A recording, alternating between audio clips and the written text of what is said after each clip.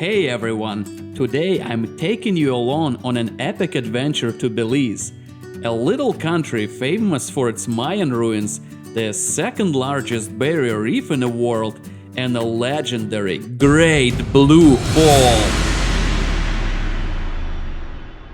Buckle up, as this is gonna be a wild ride.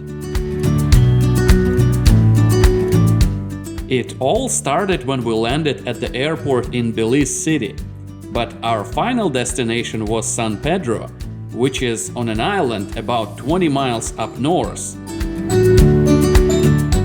There are actually two ways you can get there, either by plane or by ferry boat in Belize City. And since we were at the airport already, a plane was the most stress-free option, and buying tickets on a day of your trip is super easy at the counter there.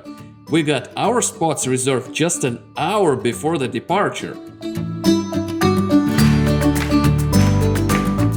The weather was rainy, but that didn't stop tropic air from getting us airborne.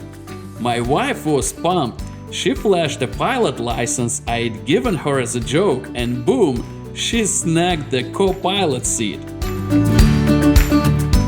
The flight to San Pedro was a quick half an hour on a tiny paddle jumper, and the views were great along the way.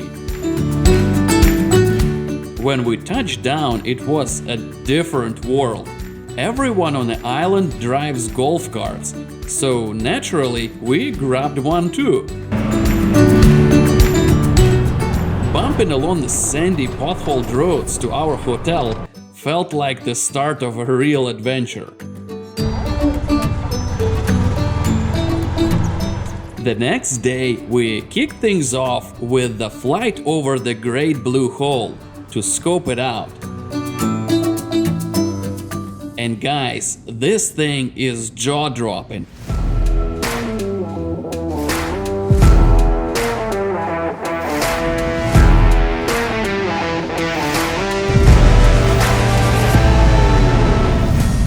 Perfect circle of deep blue in the middle of the ocean.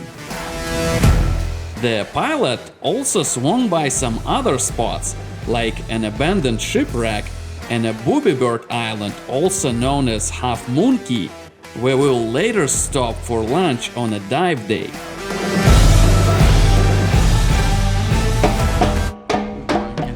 Back on land, we locked in our diving trip with Belize Pro Dive Center and hit up some local spots for food. We really loved their fresh ceviche they make out there, and you really have to try it. It is 4:30 a.m. We're getting ready to prepare ourselves to go to Blue Hole. We have to be at the dive center at 5:30, so it will be an interesting trip this morning.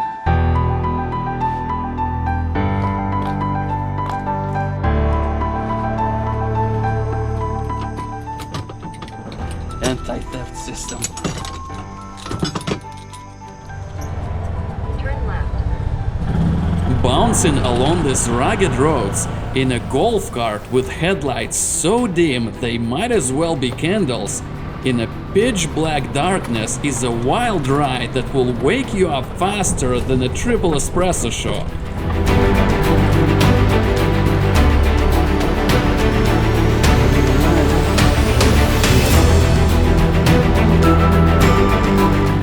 After gearing up at a dive shop, we hopped on a boat for a 2.5-hour ride to the Great Blue Hole.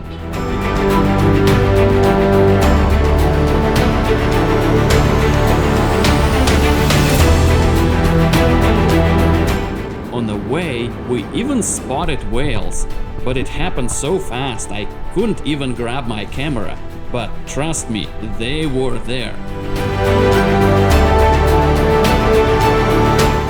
When we finally arrived, the crew gave us a quick dive briefing and everyone started suiting up. My wife decided the Blue Hole's depth of 140 feet wasn't quite her vibe, so she and about half of the boat chose snorkeling instead. Fair enough, the Blue Hole is not for everyone. After all the snorkelers were out, we started splashing in, checking our gear for leaks. Once everyone was okay, we were ready to drop.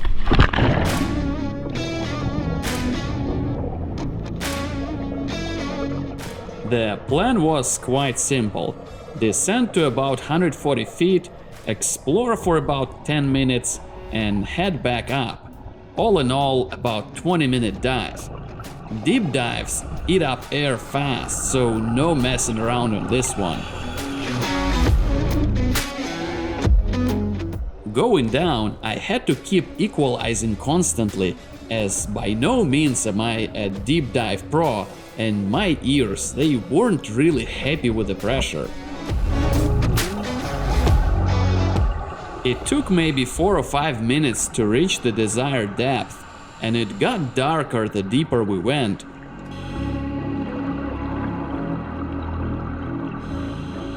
Surprisingly, no sharks showed up for us.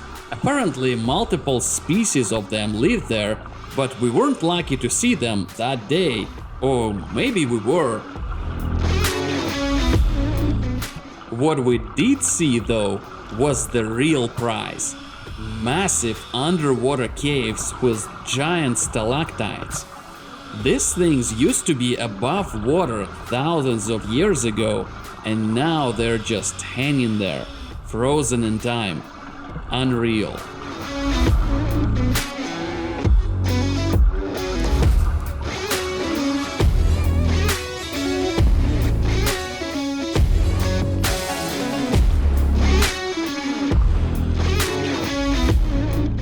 Air running low, so we started our ascent.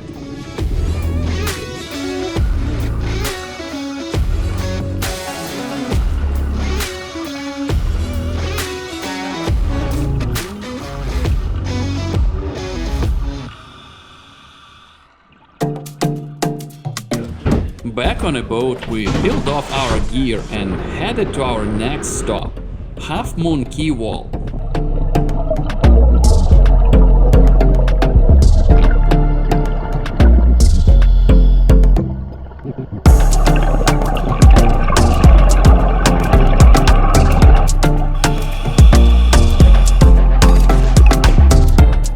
This dive was a total game changer. Sharks swam right up to us, close enough to feel your heart skip a beat. It was hands down one of the coolest moments of the trip.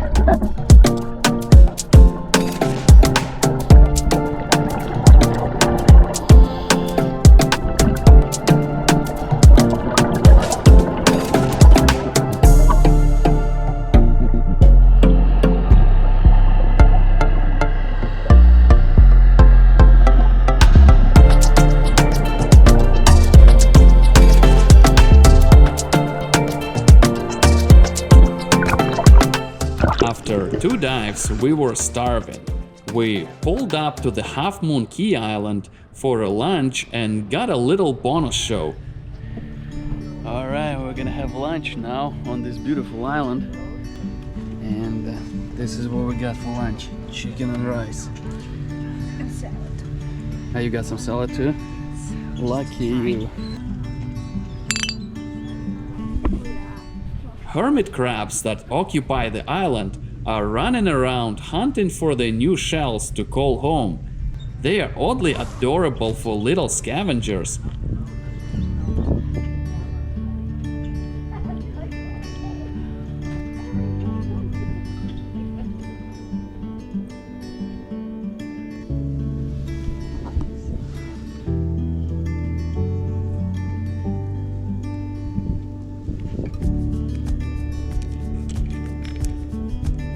Doesn't like it.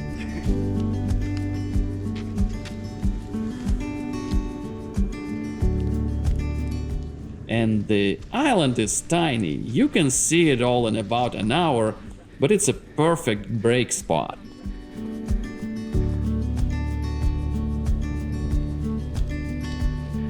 So we made it to the very end of this island, and haven't noticed the observation deck yet. Yes. We missed it somehow. shells over there. You can't take anything from this island. This looks like part of the coral that grows underwater, and somehow it happened to make it here. Some cool shells. Look at this. This one is nice.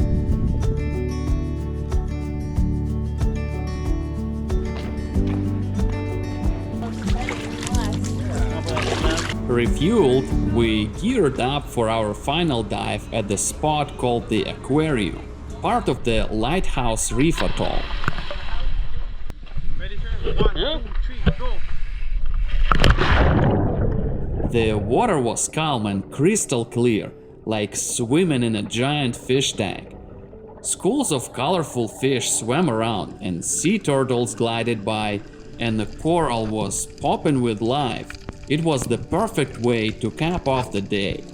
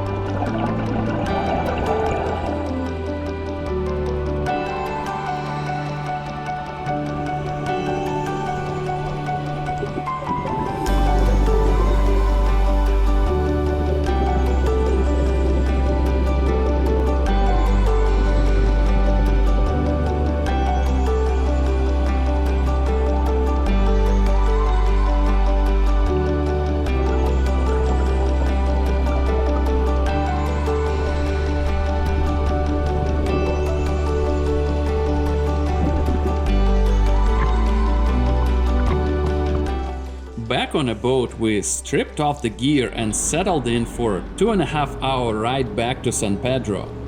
The sea wasn't too choppy, but that long on a boat can wear you out. Some of us, okay, maybe me included, felt motion sickness creep in. Word of advice, pack some mats just in case. And that's the story of Belize adventure. From golf carts to shark encounters, the great blue hole to hermit crabs, it was a trip we'll never forget. Thanks for coming along, hope you enjoyed the ride.